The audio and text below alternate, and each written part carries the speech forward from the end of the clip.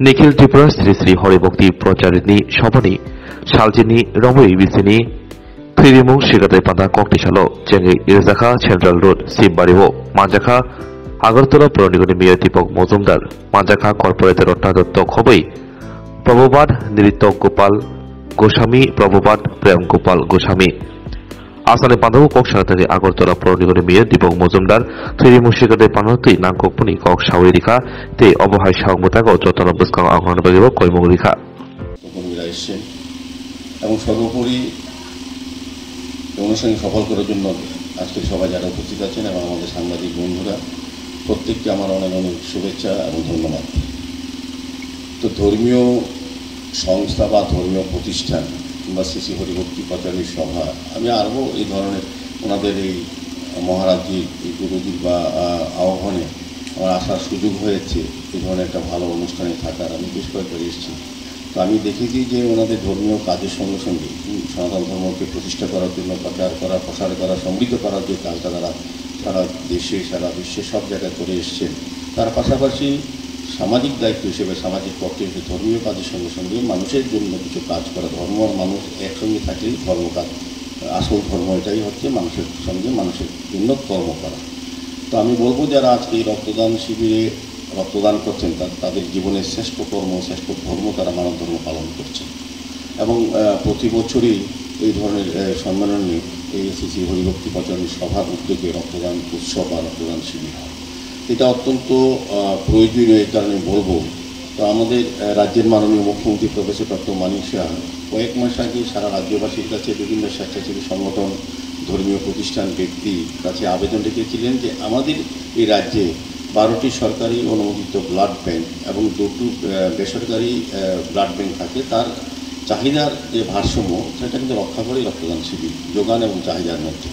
তো আমাদের রক্ত স্বল্পতা ব্লাড ব্যাংকে দেখা দিয়েছিল, তার আহ্বানে মুখ্যমন্ত্রীর আহ্বানে কিন্তু সবাই এগিয়ে এসেছিলেন এবং আজকে এখান থেকে যারা রক্ত দেবেন তাদের রক্ত কিন্তু ওই ব্লাড ব্যাংকের যে প্রয়োজনীয়তা সেটা মেটাবে এবং ভারসাম্য রক্ষা করবে।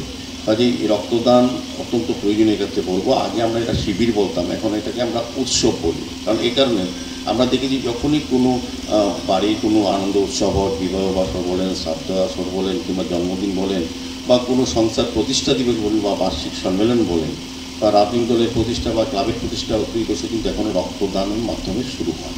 এই কারণে এটা একটা উৎসবের মেজাজে আমাদের রাজ্যে সারা ভারতবর্ষে সবচেয়ে বেশি সবাই কিন্তু অংশগ্রহণ, সমস্ত এলাকার মানুষ সমস্ত জাতি ধর্ম বর্ণ নির্বিশেষে রক্তদানে এগিয়ে আসেন। রক্তদানকে মহৎদান বলা হয় এই কারণে যারা আজকে রক্ত দিচ্ছেন বা যারা রক্ত গ্রহণ করবেন, দাতা এবং গ্রহীতার মধ্যে জানেন না জাত ধর্ম বর্ণ, আমরা যেটা নিয়ে সবসময় লড়াই চলে সবার মধ্যে, কিন্তু রক্তদানের মধ্যে কিন্তু এটা একটা জায়গায় চলে আসে, এটাকে মানব ধর্ম পালন করা। সেক্ষেত্রে কিন্তু একটা জায়গা আছে, কে কার রক্ত দিচ্ছেন কে কার রক্ত গ্রহণ করছেন আর কিন্তু এই ভেদাভেদ থাকছে না।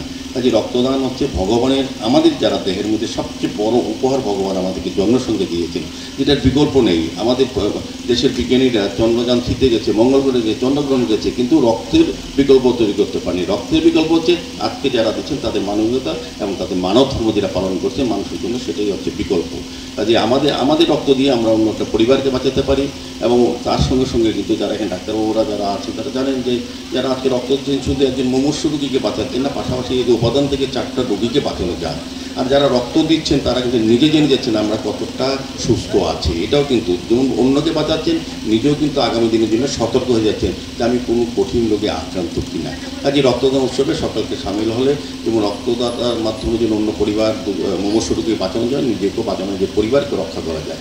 তো সার্বিকভাবে আমি আলোচনা দেখে মহারাজ এখানে বলবেন গুরুজি, আমি বলবো যারা রক্তদানে এগিয়ে এসেছেন তাদেরকে ধন্যবাদ জানাই। আগামী দিনও শ্রী শ্রী হরিভক্তি প্রচারণী সভা তারা যেমন ধর্মীয় কাজে মানুষকে সুস্থ সুন্দর রাখা, সমাজকে ভালো রাখা এবং সুন্দরভাবে রাষ্ট্র গঠনে মানুষকে অংশগ্রহণ করানো, ধর্মীয় ভাবাবেগের মধ্যে হিন্দু সনাতন ধর্মকে আরও সমৃদ্ধ করার ক্ষেত্রে তারা যেমন কাজ করে যাচ্ছেন, সামাজিক দায়িত্ব হিসেবেও তারা এই ধরনের অনুষ্ঠান সারা বছরই করে থাকেন।